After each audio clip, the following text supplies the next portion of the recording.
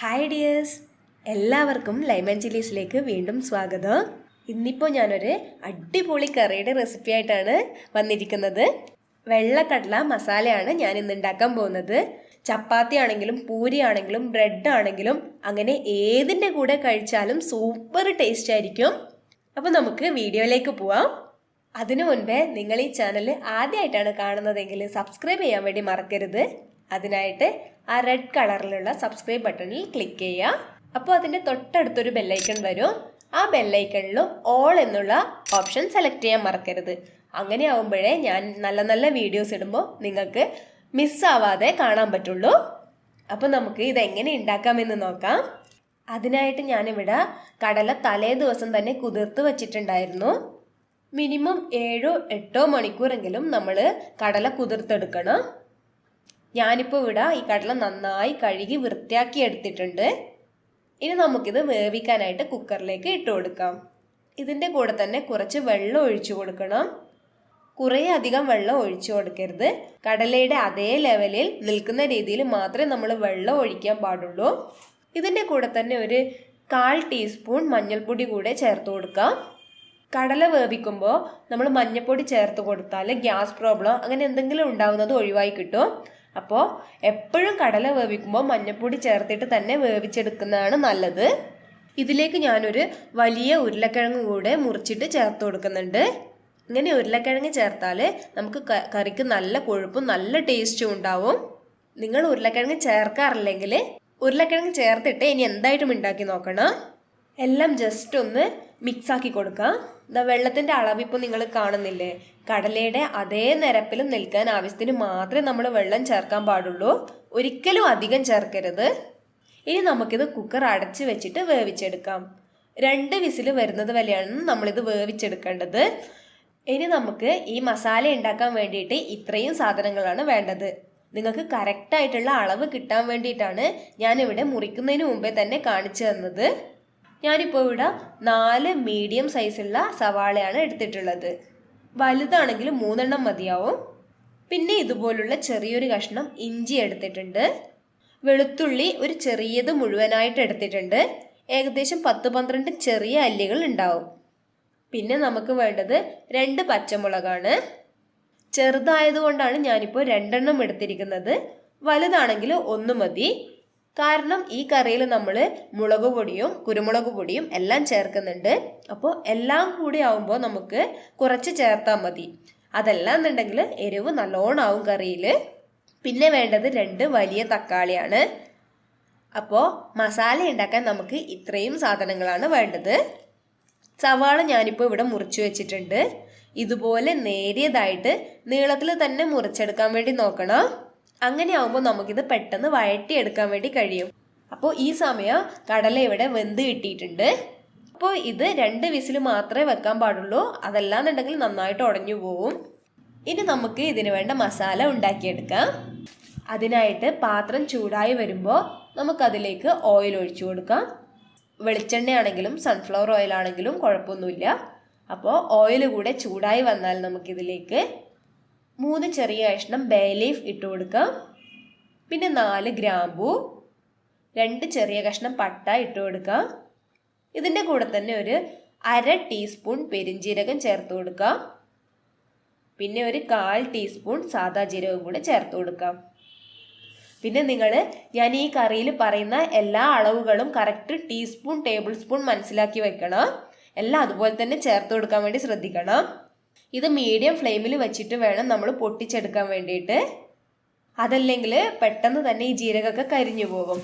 ഇതൊക്കെ ചേർത്ത് കൊടുക്കണം എന്ന് നിർബന്ധമൊന്നുമില്ല. ചേർത്ത് കൊടുത്താൽ കറിക്ക് കുറച്ചുകൂടി ടേസ്റ്റ് ഉണ്ടാവും. ഇതൊക്കെ നന്നായി ഫ്രൈ ആയി വന്നാൽ നമുക്ക് ഇതിലേക്ക് നേരത്തെ എടുത്ത് വെച്ച ഇഞ്ചി, വെളുത്തുള്ളി, പച്ചമുളക് ഇതൊക്കെ ചതച്ചതിന് ശേഷം ചേർത്ത് കൊടുക്കാം. ഇത് നന്നായിട്ട് മിക്സാക്കി കൊടുക്കണം.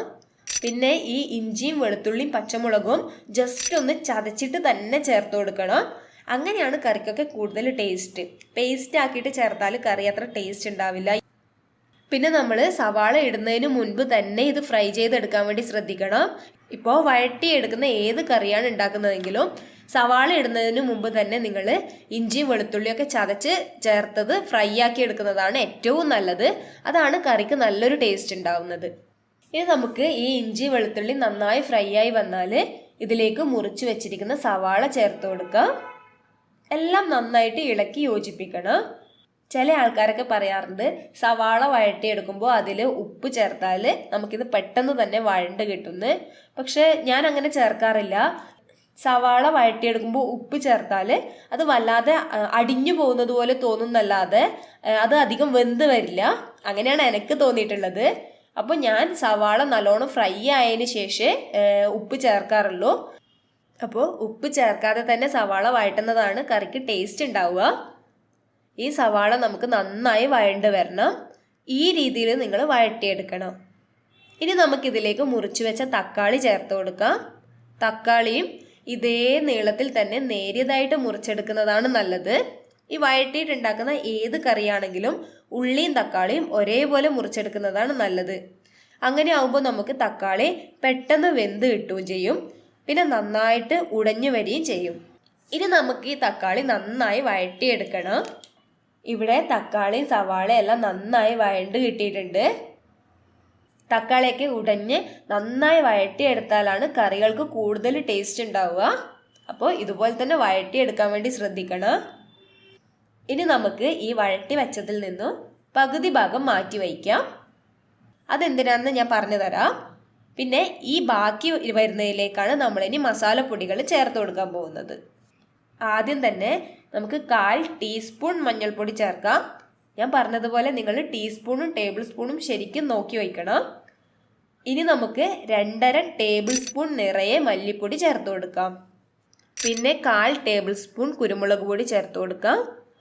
പിന്നെ 1.5 ടേബിൾ സ്പൂൺ മുളക് പൊടി ചേർക്കാം. ഞാനിപ്പോൾ ഇവിടെ കാശ്മീരി മുളക് പൊടിയാണ് ചേർക്കുന്നത്. അപ്പോൾ നിങ്ങൾ എരിവിന് കണക്കായിട്ട് മാത്രം മുളക് പൊടി ചേർത്ത് കൊടുക്കുക. നല്ലവണ്ണം എരിവുള്ള മുളക് പൊടിയാണെങ്കിൽ 1/2 ടേബിൾ സ്പൂണൊക്കെ മതിയാവും. മസാലപ്പൊടികളുടെ പച്ചമണം മാറി വരുന്നത് വരെയാണ് നമ്മൾ ഇതൊക്കെ വഴറ്റിയെടുക്കേണ്ടത്. അപ്പോൾ മസാലപ്പൊടി ചേർക്കുന്നതിന് മുമ്പ് തന്നെ ഗ്യാസ് സ്റ്റൗ ലോ ഫ്ലെയിമിലാക്കാൻ വേണ്ടി ശ്രദ്ധിക്കണം. അതല്ല എന്നുണ്ടെങ്കിൽ മസാലപ്പൊടികളൊക്കെ പെട്ടെന്ന് കരിഞ്ഞു പോവും. ഈ മല്ലിപ്പൊടിയും മുളക് പൊടിയൊക്കെ ചൂടായി വരുമ്പോൾ നല്ലൊരു സ്മെല്ലുണ്ടാവും. അതുവരെയാണ് നിങ്ങൾ വഴറ്റിയെടുക്കേണ്ടത്. അപ്പോൾ ഇവിടെ പച്ചമുളം മാറി വന്നിട്ടുണ്ട്. ഇനി നമുക്കിതിലേക്ക് വേവിച്ച് വെച്ച വെള്ളക്കടല ഇട്ട് കൊടുക്കാം. ഈ കടലയിൽ നിന്നും മുഴുവനായിട്ട് ഇട്ട് കൊടുക്കരുത്. കുറച്ച് ഭാഗം നമ്മൾ മാറ്റി വയ്ക്കണം. ഞാനിപ്പോൾ ഇവിടെ ഇത്രയുമാണ് മാറ്റി വെച്ചിരിക്കുന്നത്. അതുകൂടാതെ തന്നെ കടല വേവിച്ചതിലെ ബാക്കി വെള്ളം ഈ സമയം നമ്മൾ ചേർത്ത് കൊടുക്കരുത്. കടല മാത്രമാണ് നമ്മളിപ്പോൾ മസാലയിലേക്ക് ചേർത്ത് കൊടുക്കുന്നത്. അപ്പോൾ വെള്ളം കൂടി ചേർത്താൽ ഈ മസാല കടലയിൽ അധികം പിടിക്കാത്ത പോലെ ഉണ്ടാവും. ഈ മസാലയൊക്കെ കടലയിൽ നല്ലവണ്ണം പിടിച്ച് വന്നതിന് ശേഷം മാത്രമേ നമ്മൾ വെള്ളം ചേർത്ത് കൊടുക്കുന്നുള്ളൂ.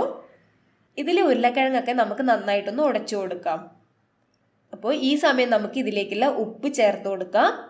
അതും കൂടെ ചേർത്തിട്ട് നന്നായിട്ട് മിക്സാക്കി എടുക്കാം. എല്ലാം നന്നായിട്ട് മിക്സായി കടലയിലേക്ക് ആയതിനു ശേഷം നമുക്കിതിലേക്ക് കുറച്ച് വെള്ളം ചേർത്ത് കൊടുക്കാം. അധികം വെള്ളം ഈ സമയവും നമ്മൾ ചേർത്ത് കൊടുക്കാൻ പാടില്ല. ഇനി നമുക്ക് നേരത്തെ മാറ്റിവെച്ച മസാലയും വേവിച്ച് മാറ്റിവെച്ച കടലയും കൂടി നന്നായിട്ട് അരച്ചെടുക്കണം. ഈ മസാലയും കടലയും ചൂടാറിയതിന് ശേഷം മാത്രമേ നമ്മൾ അരച്ചെടുക്കാൻ പാടുള്ളൂ ഇതിലേക്ക്. അപ്പോൾ ഇങ്ങനെ അരച്ചെടുക്കാൻ വേണ്ടിയിട്ടാണ് ഞാൻ നേരത്തെ അത് മാറ്റി വെച്ചിരുന്നത്. അപ്പോൾ പകുതി ഭാഗം അതിൽ തന്നെ വെച്ചിട്ട് പകുതി ഭാഗമാണ് മാറ്റി വെച്ചത്. ഇതിലേക്ക് നമുക്ക് ആവശ്യത്തിന് വെള്ളം കൂടി ഒഴിച്ചു കൊടുക്കാം. ഇനി നമുക്കിത് നല്ല പേസ്റ്റ് ആക്കിയിട്ട് അരച്ചെടുക്കാം. ഇത് അരച്ചെടുത്ത് നമുക്ക് ഈ കടലയിലേക്ക് ചേർത്ത് കൊടുക്കാം. മിക്സിയിലേക്ക് കുറച്ച് വെള്ളം കൂടെ ആക്കിയിട്ട് ബാക്കിയുള്ളത് കൂടി ഇതിലേക്ക് ഒഴിച്ചു കൊടുക്കാം.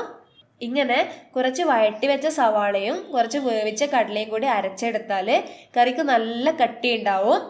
കറിയിൽ കടല വേറെ വെള്ളം വേറെ ആയിട്ട് നിൽക്കില്ല, നല്ല കട്ടിയായിട്ടുണ്ടാവും കറി. ഇനി നമുക്ക് കറിയിലേക്ക് ആവശ്യത്തിനുള്ള വെള്ളം ചേർത്ത് കൊടുക്കാം. ഈ കറി റെഡിയായിട്ട് തണുത്ത് വരുമ്പോൾ ഇത് നന്നായി കുറുകി വരും. അപ്പോൾ ഈ സമയം കുറച്ചധികം വെള്ളം ചേർത്ത് കൊടുത്താലും കുഴപ്പമൊന്നുമില്ല. അപ്പോൾ നമുക്ക് ഈ ഒരു രീതിയിൽ വെള്ളം ചേർത്ത് കൊടുക്കാം. ഇതിനി നമുക്കൊന്ന് തിളപ്പിച്ചെടുക്കണം. മീഡിയം ഫ്ലെയിമിൽ വെച്ചിട്ട് വേണം ഇത് തിളപ്പിച്ചെടുക്കാൻ വേണ്ടിയിട്ട്. ഹൈ ഫ്ലെയിമിൽ വെച്ച കറിയൊക്കെ പാത്രത്തിന് അടിയിൽ പിടിക്കും. ഇതിനി ചെറുതായിട്ടൊന്ന് തിളച്ച് വന്നാൽ നമുക്കിതിലേക്ക് ഗരം മസാല ചേർത്ത് കൊടുക്കാം. 1 ടേബിൾ സ്പൂണിലും കുറച്ച് കുറവാണ് നമ്മൾ ഗരം മസാലപ്പൊടി ചേർക്കുന്നത്. ഇതിൻ്റെ അളവ് ഒരിക്കലും അധികം ആവരുത്. അധികമായാലും വല്ലാത്തൊരു കുത്തുന്ന ടേസ്റ്റ് ഉണ്ടാവും നമ്മുടെ ഈ കറിക്ക്. അപ്പോൾ ഈ ഒരു അളവിൽ മാത്രം നിങ്ങൾ ചേർത്ത് കൊടുക്കുക. ഇതിൻ്റെ കൂടെ തന്നെ നമുക്ക് ഒരു 1/4 ടീസ്പൂൺ പെരിഞ്ജീരകം പൊടിച്ചത് കൂടെ ചേർത്ത് കൊടുക്കാം. ഈ പെരിഞ്ജീരകം ചേർത്താൽ കറിക്ക് നല്ലൊരു ടേസ്റ്റ് ഉണ്ടാവും. അപ്പോൾ ഇത് രണ്ടും ചേർത്ത് കൊടുക്കാൻ വേണ്ടി ശ്രദ്ധിക്കുക. ഈ സമയം നമുക്ക് ഈ കറിയുടെ ഉപ്പ് നോക്കാം. ഉപ്പ് കുറവാണെങ്കിൽ കുറച്ചുകൂടെ ചേർത്ത് കൊടുക്കാം. ഇനി നമുക്കിതിലേക്ക് കുറച്ച് കറിവേപ്പില ഇട്ട് കൊടുക്കാം.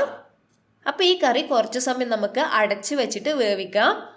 അപ്പോൾ ഈ കറി നന്നായിട്ട് ഇവിടെ തിളച്ച് വന്നിട്ടുണ്ട്. എല്ലാം നന്നായി തിളച്ച് വന്നാൽ നമുക്കിതിലേക്ക് മല്ലിയില ചെറുതാക്കി മുറിച്ചത് ചേർത്ത് കൊടുക്കാം. കുറച്ചധികം തന്നെ മല്ലിയില ചേർത്ത് കൊടുത്താൽ നല്ല ടേസ്റ്റ് ആയിരിക്കും കറിക്ക്. അപ്പോൾ ഇതൊന്ന് ചൂടായി വന്നാൽ ഇതിലേക്ക് കുറച്ച് കസൂരി മേത്തി കൂടി ഇട്ട് കൊടുക്കാം. ഈ കസൂരി മേത്തിയും മല്ലിയിലയും കൂടി ലാസ്റ്റ് ചേർക്കുമ്പോൾ കറിക്ക് നല്ലൊരു ടേസ്റ്റ് ഉണ്ടാവും. അപ്പോൾ കസൂരി മേത്തി ഇല്ല എന്നുണ്ടെങ്കിൽ കുഴപ്പമൊന്നുമില്ല, ഉള്ളവരാണെങ്കിൽ എന്തായിട്ടും ചേർത്ത് കൊടുക്കുകയാണ്. ഇനി നമുക്ക് എല്ലാം കൂടി ഒന്ന് ഇളക്കിയിട്ട് ജസ്റ്റ് ഒന്ന് തിളപ്പിച്ചെടുക്കാം. അപ്പോൾ നമ്മുടെ വെള്ളക്കടല മസാല ഇവിടെ തയ്യാറായി വന്നിട്ടുണ്ട്. അടിപൊളി ടേസ്റ്റാണ്. നിങ്ങൾ ഒരു തവണയെങ്കിലും ഇത് ഉണ്ടാക്കി നോക്കണം. ഉണ്ടാക്കി നോക്കിയിട്ട് എങ്ങനെ ഉണ്ടായിരുന്നു എന്ന് അഭിപ്രായം കമൻറ്റ് ബോക്സിൽ പറയാൻ മറക്കരുത്. അത്രയ്ക്കും സൂപ്പർ ടേസ്റ്റ് ആണ്. അപ്പോൾ എല്ലാവരും ട്രൈ ചെയ്തിട്ട് അഭിപ്രായം അറിയിക്കാൻ മറക്കരുത്. വീഡിയോ ഇഷ്ടപ്പെട്ടിട്ടുണ്ടെങ്കിൽ ലൈക്ക് ചെയ്യാൻ മറക്കരുത്.